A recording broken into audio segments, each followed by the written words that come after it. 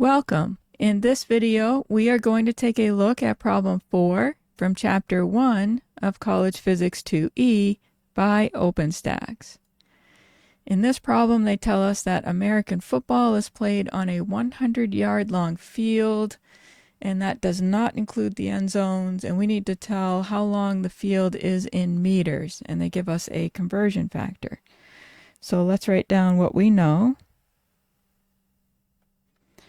We can say it is 100 yards and that 1 meter is equal to 3.281 feet.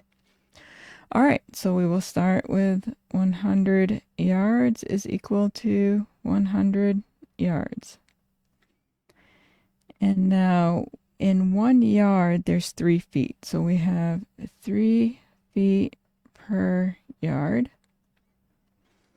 And now we can use 1 meter is 3.281 feet. I did that calculation and I got 91.44 meters. And so to 3 sig figs, we have 91.4 meters.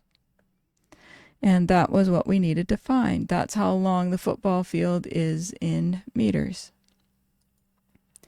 I hope you found that helpful. Let me know in the comment section if you have any questions. Thank you for watching, and I'll see you in the next one.